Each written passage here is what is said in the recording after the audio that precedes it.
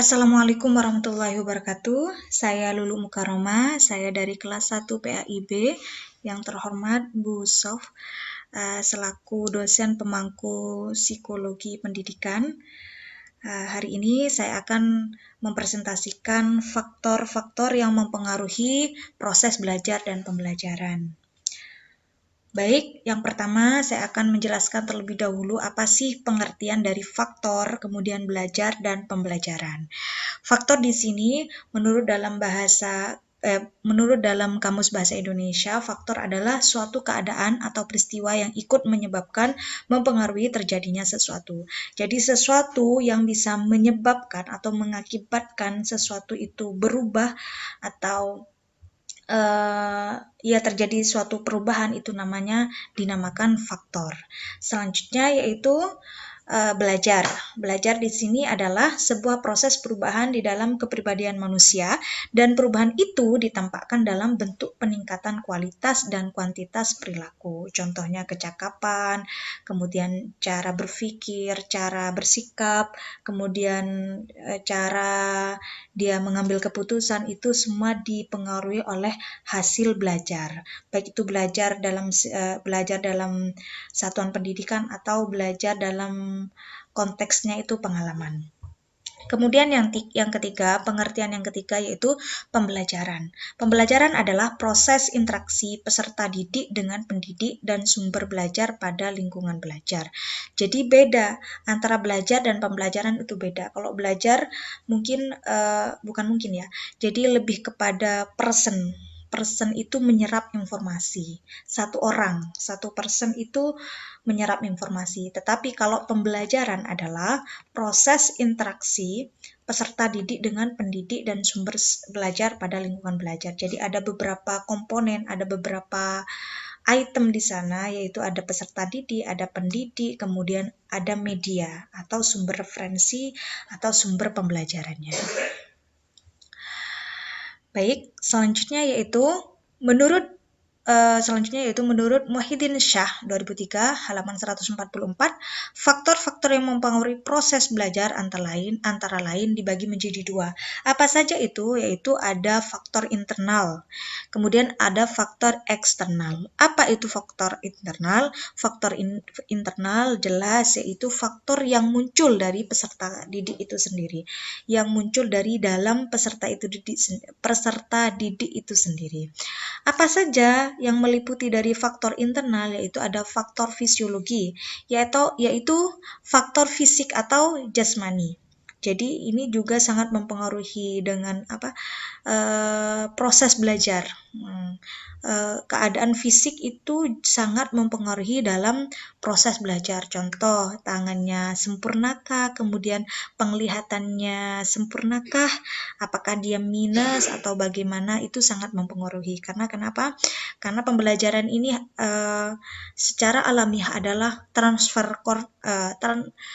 tahapan-tahapan untuk bisa memahami sesuatu yang bersifat kognitif atau transfer ilmu. Nah, sedangkan transfer ilmu biasanya divisualisasikan dengan cara di papan, video, dan lain sebagainya. Ketika fisik yang kaitannya ini mungkin contohnya adalah matanya kurang sempurna atau rabun kah, dan lain sebagainya, itu sangat mempengaruhi dari keberhasilan belajar. Termasuk tangan, kemudian kesehatan kesehatan jasmaninya juga mempengaruhi dalam menyerap proses pembelajaran gitu. Kemudian yang selanjutnya dalam faktor internal yaitu ada faktor psikologis. Apa itu faktor psikologis? Yaitu dari meliputi segi kecerdasan, bakat, mental, minat, aktivitas, emosi, dan kemampuan kognitif. Kenapa ini dirinci? Karena hal-hal yang semacam ini seperti kecerdasan, bakat, mental, minat, emosi, kemampuan kognitif per person itu berbeda, per peserta didik itu berbeda, dan itu sangat mempengaruhi penyerapan ketika menerima pembelajaran. Jika bakatnya itu dalam segi intrapersonal atau interpersonal, kalau intrapersonal lebih kepada seperti pencatatan, kemudian dia suka menulis, dia suka membaca, itu dia lebih menyerap pada pembelajaran yang semacam itu. Namun bagi yang memiliki bakat atau kecerdasannya itu di interpersonal, dia lebih kepada visual, dia lebih suka mendengar, tidak suka mencatat, tidak suka menulis, lebih banyak berbicara. Itu sangat mempengaruhi terhadap keberhasilan dalam proses pembelajaran. Begitu. Jadi kita sebagai pendidik harus paham betul pada peserta didik itu bakatnya di mana, mentalnya seperti apa. Kemudian latar belakang keluarganya juga kita perlu memahami supaya kita bisa memberikan solusi dalam proses pembelajaran terhadap peserta didik. Oke, yang kedua yaitu faktor eksternal. Kalau yang tadi internal, di internal ada faktor fisiologi, faktor psikologis, dan yang kedua yaitu ada faktor eksternal. Apa itu faktor eksternal? Faktor eksternal adalah faktor yang muncul dari luar peserta didik. Apa saja itu yang meliputi? Yang meliputi yang pertama yaitu lingkungan sosial. Lingkungan sosial ada apa aja? Yaitu meliputi keluarga, teman, masyarakat sekitar atau tetangga, kemudian teman sebaya, dan lain sebagainya. Hal ini sangat mempengaruhi. Karena kenapa? Menurut saya yang sangat mempengaruhi adalah faktor eksternal. Karena kenapa? Hal ini yang sangat sekali menstimulus perubahan kita dalam proses belajar. Contoh, teman, sepintar apapun kita, secerdas apapun kita, setertib apapun kita, tetapi kalau kita dalam lingkungan yang kurang baik, teman yang kurang baik, maka dengan sendirinya kita akan terbawa pada sesuatu yang kurang baik. Begitu pula seseorang yang tidak pintar, dia biasa, kemampuan kognitifnya biasa, tetapi dalam lingkungan atau satuan pendidikan yang menerapkan kedisiplinan, kerapian, ketertiban, maka dia akan dengan sendirinya akan menjadi upaya dari satuan pendidikan itu sendiri. Contohnya seperti kedisiplinan, dia pendidikan itu menerapkan kedisiplinan, menerapkan kerapian, menerapkan sadar belajar, maka person yang mempunyai kemampuan kognitif yang biasa saja berada dalam lingkungan yang semacam itu, maka dia akan menjadi pribadi atau peserta didik yang luar biasa. Kemudian dalam faktor eksternal ada lingkungan non-sosial. Apa itu? Di dalam lingkungan non-sosial ada meliputi keadaan, kemudian cuaca, kemudian gedung, media, dan lain-lain. Kenapa kok ini disebutkan? Iya, karena hal ini juga mempengaruhi. Contoh masalah cuaca, kemudian masalah keadaan, situasi. Cuaca dalam keadaan panas sangat mempengaruhi proses belajar pembelajaran. Dalam keadaan dingin pun juga mempengaruhi proses belajar dan pembelajaran. Contoh dalam keadaan panas, tanpa menggunakan kipas angin atau AC, kita tidak akan berkonsentrasi pada proses belajar dan pembelajaran. Kemudian contoh dalam segi gedung kurang nyaman, kurang memberikan nuansa yang sejuk, nuansa yang indah, itu juga mempengaruhi interesting dari peserta didik untuk belajar. Maka gedung itu diupayakan untuk bisa menarik peserta didik untuk semangat belajar, maka di model sedemikian rupa kiranya bisa nyaman, sejuk, asri, dan lain sebagainya. Kemudian media juga. Media ini sama halnya hal yang sangat menjadi peran aktif lah, karena kenapa? Media inilah yang nantinya juga akan mempengaruhi keberhasilan dalam proses belajar dan pembelajaran. Karena kenapa? Beda sekali. Contoh konkretnya sudah satuan pendidikan di desa dengan satuan pendidikan yang di kota itu sangat signifikan sekali output peserta didiknya. Iya, karena kenapa? Di media di pedesaan itu sangat minim, sangat terbatas, sehingga juga mempengaruhi keberhasilan dalam proses belajar mengajar, juga mempengaruhi dalam kemampuan kognitif, juga mempengaruhi dalam kemampuan kreativitas peserta didik, juga mempengaruhi kemampuan dalam kecakapan dalam peserta didik. Karena kenapa? Karena di kota jauh lebih lengkap, lebih up to date, lebih kekinian, lebih milenial, contohnya begitu. Dan itu sangat mempengaruhi dalam proses belajar dan pembelajaran. Selanjutnya yaitu menurut Gintings 2009, keberhasilan proses belajar dan pembelajaran antara lain ada 1 budaya, kemudian sejarah, kemudian hambatan praktis, 4 karakteristik pengajar, 5 karakteristik pembelajaran, dan yang ke-6 sifat alamiah. Budaya maksudnya bagaimana? Iya, kita contoh konkretnya saja sudah. Kenapa metodologi atau model-model pembelajaran yang biasa kita baca di buku itu sebenarnya kan hasil penelitian atau hasil karya dari tokoh-tokoh pemikir barat. Contoh CTA itu loh yang belajar aktif, intinya apa lupa saya. Intinya model-model pembelajaran yang seperti CTA, kemudian apalagi itu konsel yang sifatnya pemecahan masalah dan lain sebagainya, itu sebenarnya kan karya dari tokoh-tokoh pemikir barat, tokoh-tokoh pendidik barat, dan itu ternyata active learning ya. Jadi pembelajaran active learning itu kan sama halnya kita selaku guru itu memberikan kesempatan kepada peserta didik untuk mengemukakan pendapatnya, opininya, dan lain sebagainya. Lebih berkonsentrasi kepada peserta didik. Nah, itu berhasil kalau di dunia barat, tetapi kalau di Indonesia masih belum dikatakan berhasil. Karena kenapa?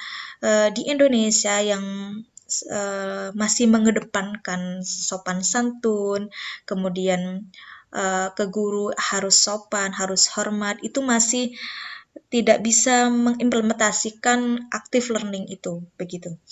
Karena kenapa?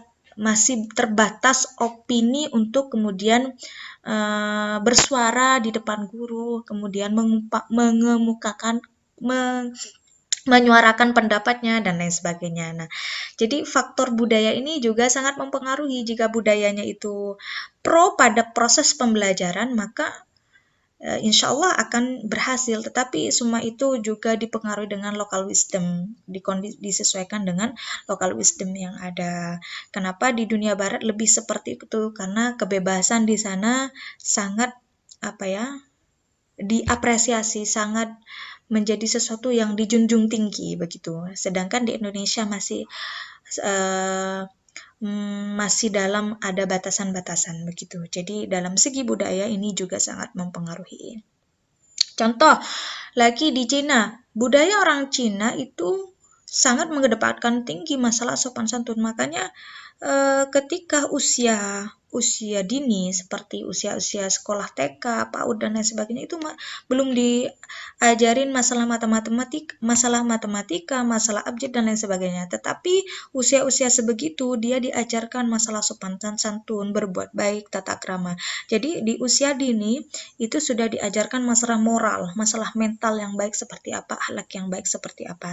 Sehingga nanti diharapkan anak-anak yang dari kecil yang sudah diajarkan semacam itu akan nantinya akan terbiasa sehingga dewasa, sehingga sehebat apapun, sepintar apapun, karena sudah didikannya moralnya baik, maka dia akan tetap baik. Berbeda mungkin dengan negara-negara yang lain, contohnya Indonesia, mungkin lebih kepada kognitifnya terlebih dahulu, 1 tambah 1 berapa, 2 tambah 2 berapa. Makanya tidak heran di Indonesia bisa dikatakan banyak korupsi lah ya, karena yang dikedepankan terlebih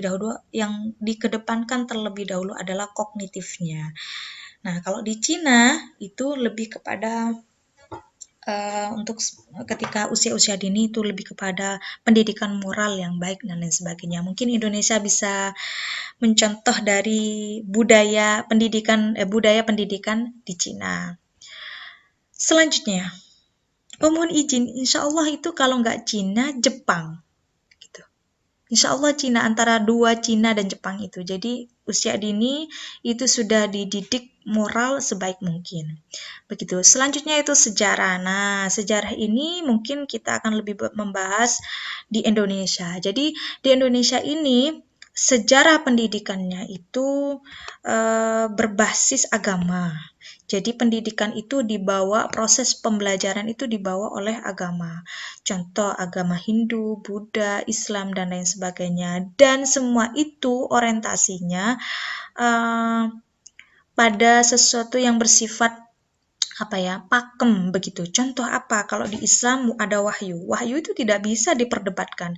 Makanya cenderung orang-orang Islam itu lebih kepada ya sudah mengamini, meyakini iman dan lain sebagainya. Tidak terlalu memperdebatkan apa-apa yang sudah pakem, yang sifatnya itu wahyu atau nas Al-Quran atau hadis dan lain sebagainya.